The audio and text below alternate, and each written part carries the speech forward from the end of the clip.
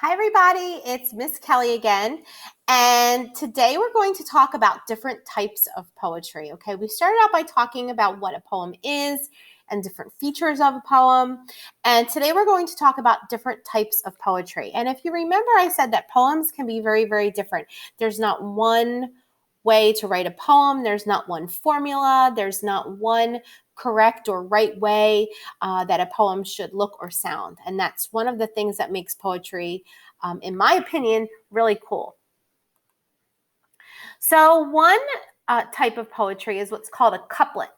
And a couplet is a two-line verse that usually rhymes. Remember that rhyme scheme. And it expresses one thought. And longer poems can be made up of a group of couplets. So you might have a poem that includes 5 different couplets in it. Or you might have a poem that is just one couplet. So think of a couple, right? A couple is 2. So a couplet is a poem with 2 lines. So let's look at an example of a couplet. Back and forth the dancer whirled, a butterfly with wings unfurled. Now, unfurled means like the wings are not tight, they're spread out. And if you notice, if you think back to when we did figurative language, the butterfly, comparing the dancer to a butterfly with wings would be a metaphor.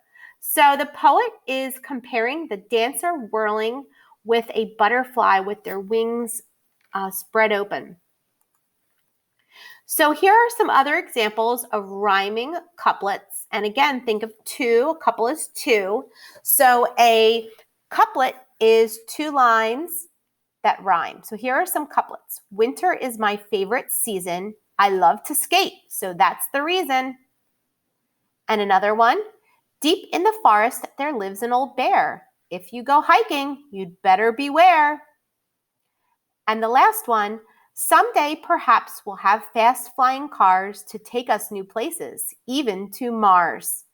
So each one of these could be a poem all by itself. And those 2 rhyming lines are called a couplet.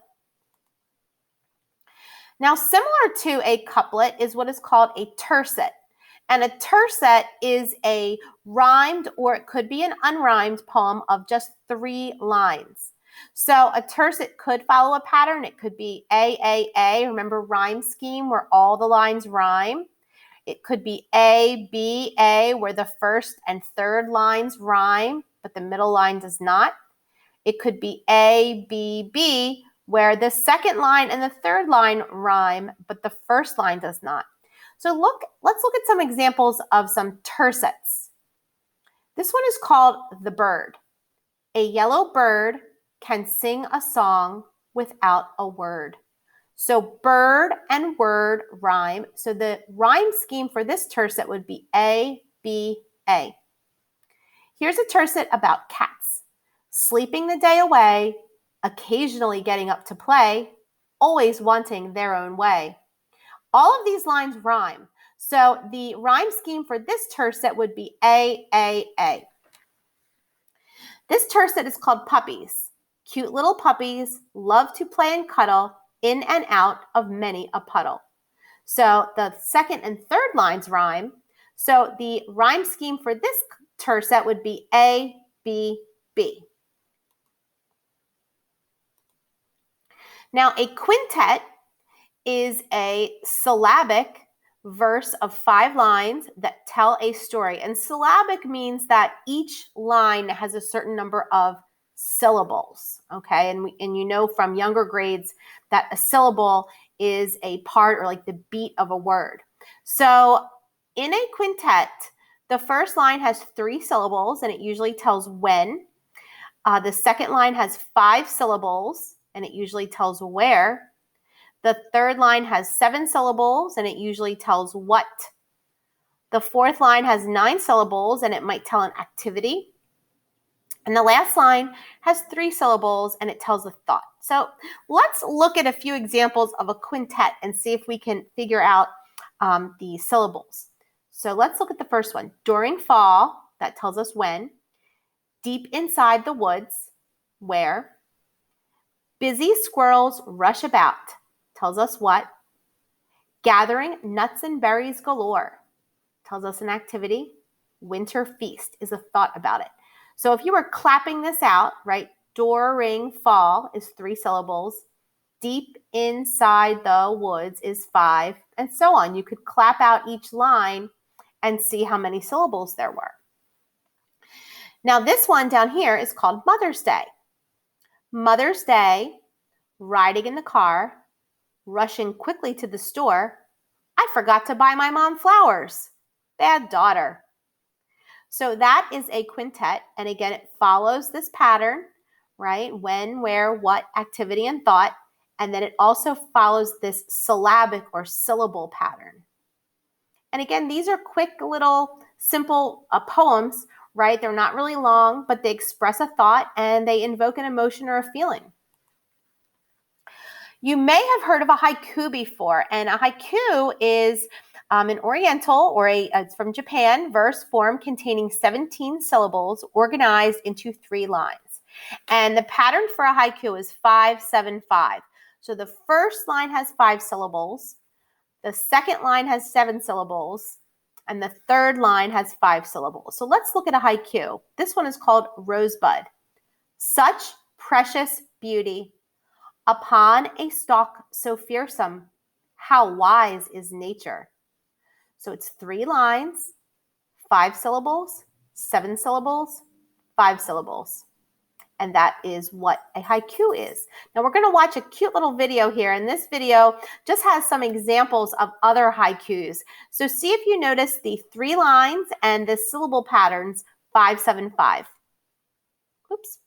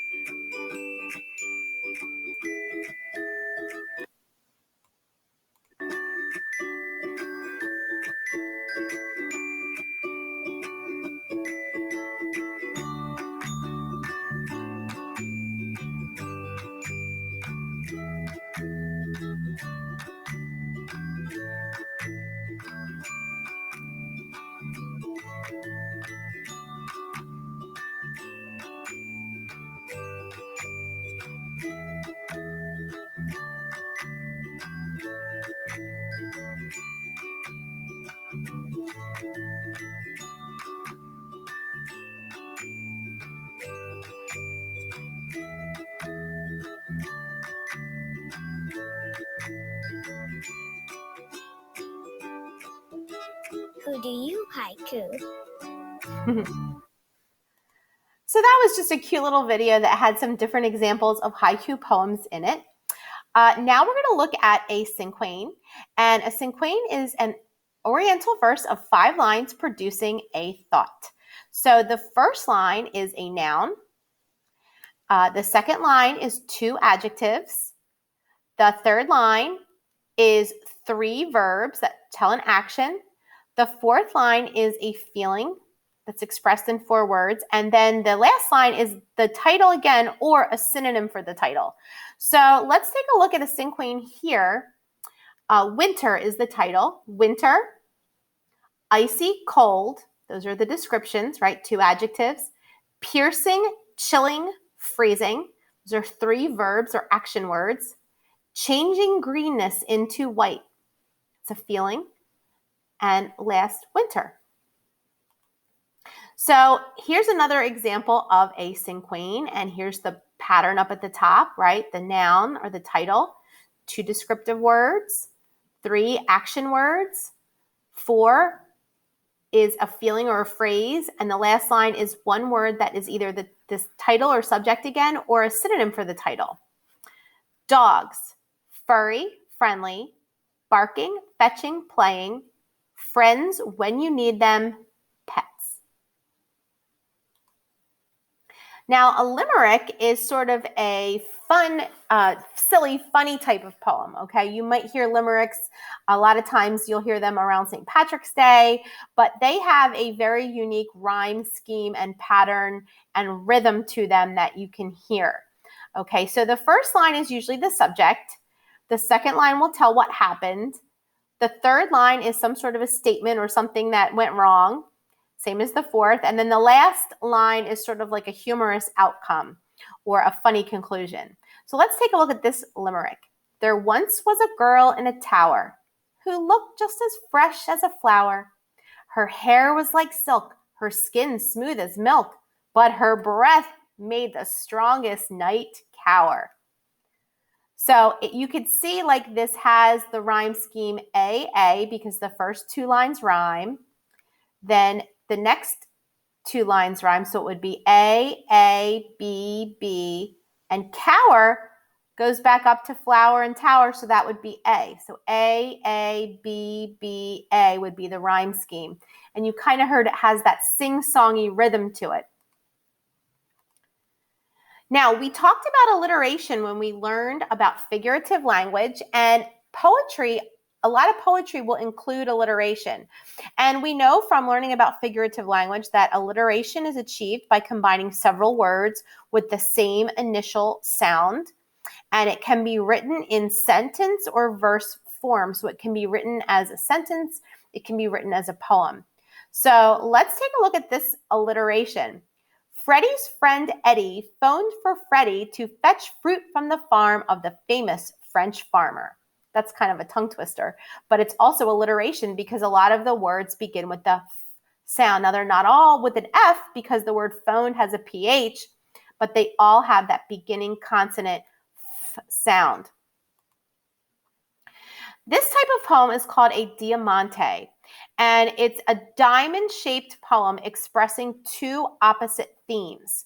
And in the middle of the poem is where a transition takes place to go from the one that you're talking about in the beginning to the one you're talking about at the end. So this Diamante is about a jungle and a desert, which you might think are two opposite things.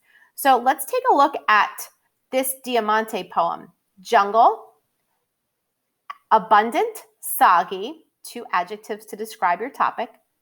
Growing, stretching, living, three ing verbs.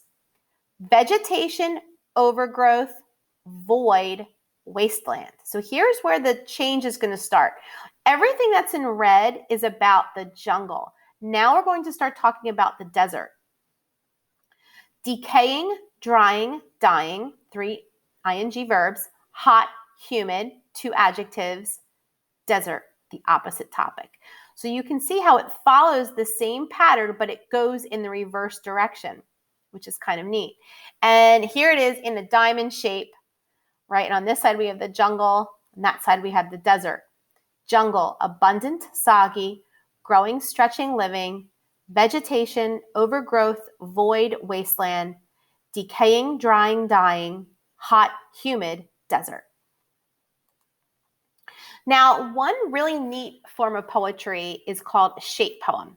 And a shape poem is a poem that takes the shape of the object it is describing. So it's actually written in that shape.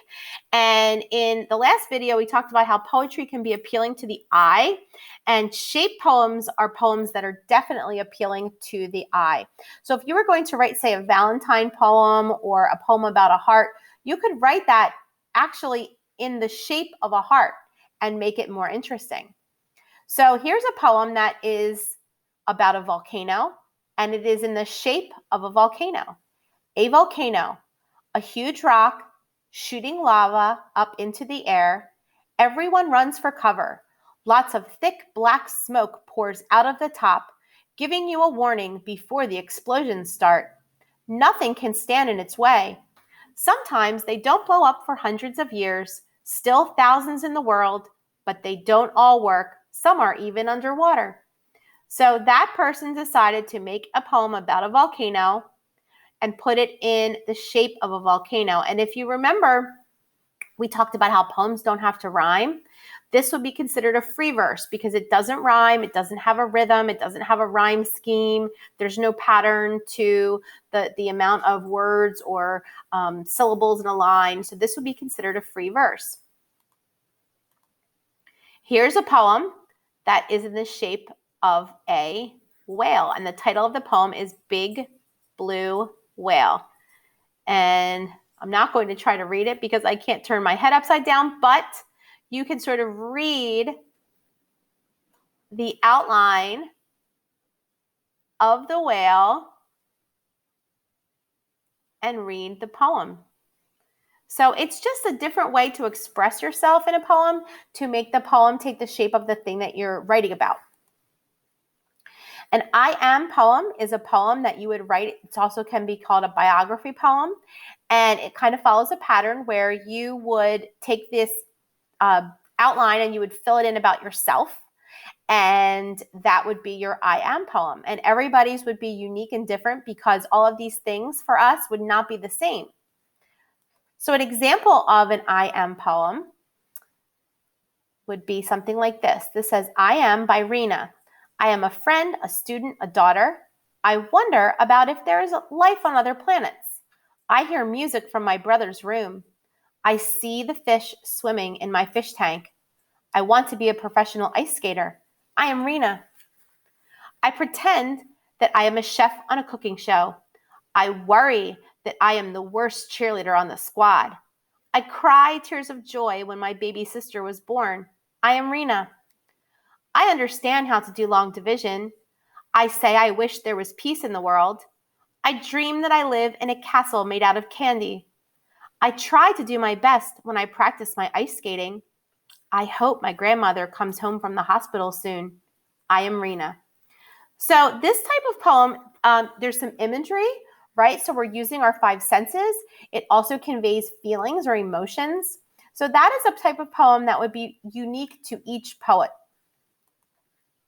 Now, in conclusion, poetry is about sharing an experience, an idea, or a feeling. Poems are written with the words chosen for their sound and beauty as well as their meaning. And we talked about some of the different types of poems, but that is not all of the different types of poems. There are probably hundreds of different types of poems out there. Those were just an example of a few. And here is sort of that would be one of those shape poems, right? It's following the shape of like the wind or almost like a hurricane or a tornado blowing by. So poems can be different. They can follow a pattern or a rhyme scheme, or they can just be free verse. They can follow a shape, or they can just be lines. And that's one of the cool things about poems. So I hope you enjoyed this, and I hope this was helpful to you, and I will see you soon. Bye.